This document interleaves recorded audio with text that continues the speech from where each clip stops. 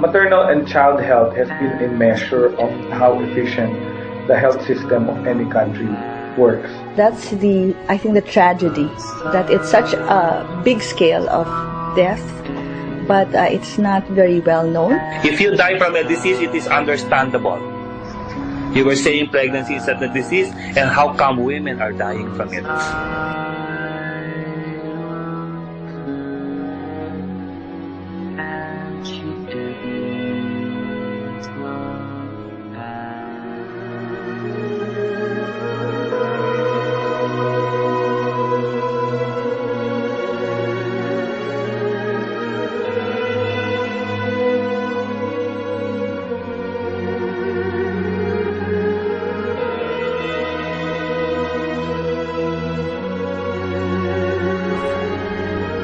Lack of understanding about the problem, because people worry here about the dengue hemorrhagic fever right now, which kills 300, not knowing that the death rates for women who die of preventable maternal deaths are really great, and the rates are not coming down, and it's a silent epidemic actually that has not figured into the consciousness of the public and especially of policymakers. So that's I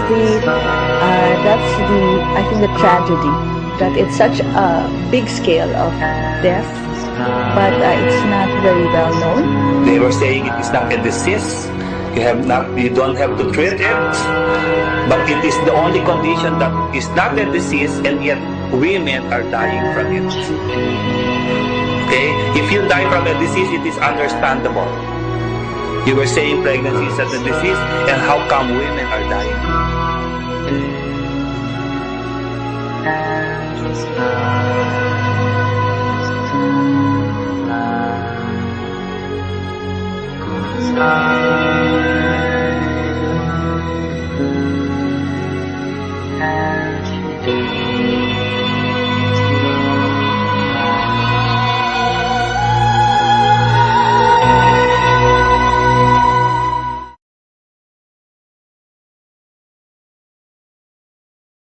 I am Dr. Pecos Camarines. I am the Present City Health Officer of Mandaluyong City. Actually, June, July, August, 3 months old pa lang akong City Health Officer. But I have been working with the City Health Department for the last 3 years as OIC. So our City Health Officer then had health problem, and I was assigned as the OIC. But I assumed as the City Health Officer only last June. Since we work hand in hand with the DOH, we get programs from the DOH. Kasi nag-communicate sila through CHD to the different LGUs. Each LGU has its own City Health Officer. Kasi there are 17 ilan ba tayong LGU? 17 LGUs at NCR. So lahat yan may City Health Officer. So we get directives from the Department of Health through CHD. Tapos nakakapag-communicate sila sa city sa mayor's office. Kunyari, there is a program on there is a certain program on TB. Kunyari, we will be having this program. So nagko-communicate sila through the office of the city mayor, tapos ibababayan sa amin. Tapos ako naman, I will communicate that to all the different health centers in Mandaluyong. Related yung sa WHO kasi parang... Okay, ang WHO naman kasi, it's a World Health Organization concerned about health, of course. Ano yan? They help all countries So gagawin lang ng WHO, makikipag-coordinate lang sila sa Philippines, kunyari sa DOH ng Pilipinas. Ang ano kasi niyan, ang more of, other than yung main objective ng World Health Organization, na World Health, meron silang mga specific programs. Halimbawa, ang World Health WHO will have a program on total eradication of measles worldwide. Yan. So magbibigay sila ng program. How are we gonna do this? Halimbawa, sabihin nila, sige, magbibigay tayo ng mass immunization. Magma-mass immunize tayo ng mga bata para mabigyan ng protection for measles. So, ibababa nila, i-coordinate nila yan sa Department of Health. Ang maganda kasi sa World Health Organization, sila yung nagbibigay talaga ng funding. Sila nagbibigay ng funding. They have ideas and they give funds. So, magbibigay sila ng funding on mass immunization. So, yung pagdating sa Department of Health, ilalabas niya yan sa lahat sa CHDs, di ba? Sabi sa niya sa region through. Kapag yung CHD, magkano yan? For CHD Metro Manila, we have 17 LGUs. Approximately, we have this number of children to be immunized. So, we need this much vaccines. We need this much paraphernalia, yung mga pang-inject natin, syringe and needles.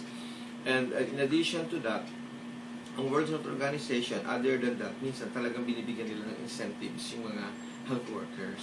So, for all immunizers, kunyari dito sa atin, nag-identify kami ng 100 immunizers, binibigyan nila ng konting incentives. Yung immunizers sila yung mismo nag-inject. And the immunizers are the health workers. Consist of pwedeng nurse, pwedeng midwife, siguro kung with the supervision of the doctor and the nurse. Pero talaga ang usually talaga dapat talaga nag-inject lang talaga doctor and nurse. Talaga yan lang dapat. But in certain areas siguro, pero tayo dito, we do it with the doctors and the nurses. Kami ang nag-i-immunize. So ganun yon. So World Health Organization through the Department of Health, tapos yung Department of Health to the different regional health departments, tapos yun namang CHDs sila yung magbibigay sa LGUs. Sa LGUs and then to the people. Yung LGU naman, kami naman sa mga health department, sa mga health centers, tayo nagbibigay niya. Then we make the corresponding reports. So magre-report sila, ito ang taong na-immunize namin, ganyan. And then you observe, after the immunization, kakaroon pa ba ng measles outbreak or measles case. Kung wala na, in most probability, we are successful. Sir, I have a question. Yes. So, if yung World Health nagbibigay ng fund, nakukuha niyo talaga yung fund? As in, whole?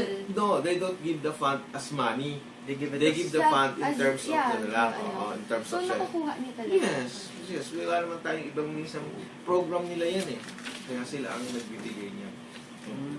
Kunyari, sinabi namin, kailangan namin ganong number of vaccines. So, they give us the number. So, in crisis situations, prepared naman ang dali yung kunyari, suddenly may that's the, what do you mean by crisis? Suddenly, kunyari, nagkaroon ng outbreak, ng mga ganyan. Oo, depende kasi sa mga outbreaks yan. Kaya tulad nito, kunyari sa measles, napuporsi na nila na baka magkaroon ng gano'n, kaya tayo nag-immunize ng mga bata.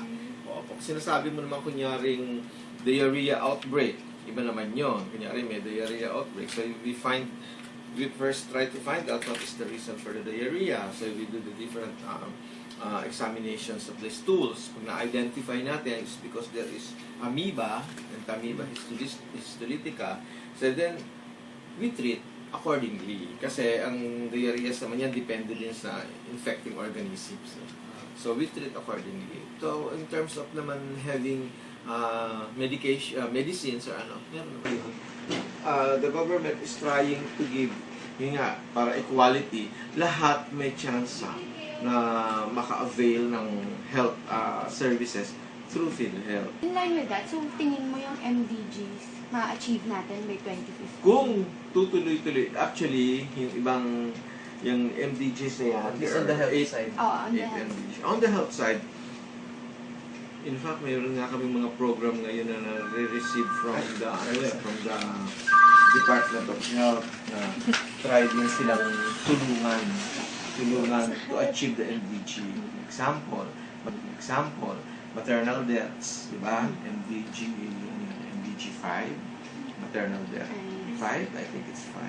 Improve maternal health. Yes. Ang ating tinatouch ngayon dyan ay yung deaths. Why do we have maternal deaths? And when we talk of maternal deaths, ang ibig sabihin yan yung more of sa panganganak.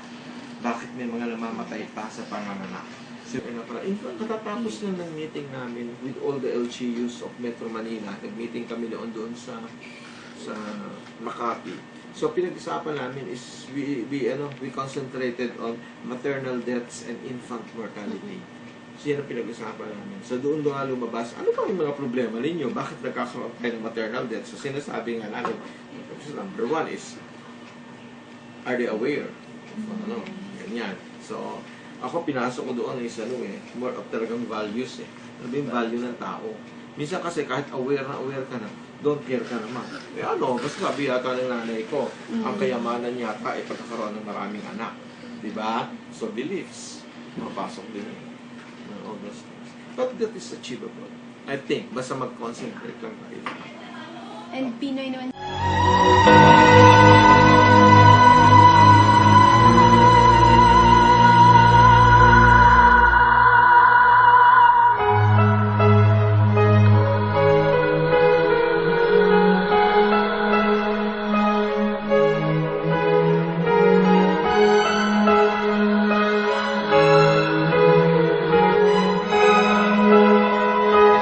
With a healthy workforce that is educated and trained, we can compete as a country.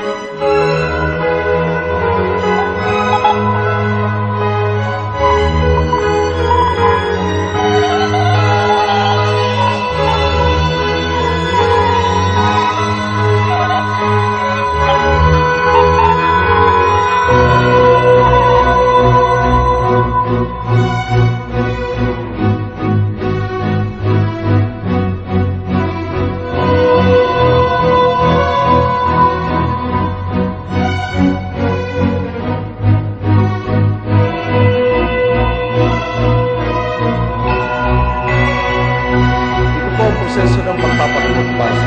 Papasok na sa aling hospital ng gobyerno. Ipapakita mo ang iyong inatkan, pagpapakumpar, at uuwi ng maginawa ng walang inilabas ng isang puso.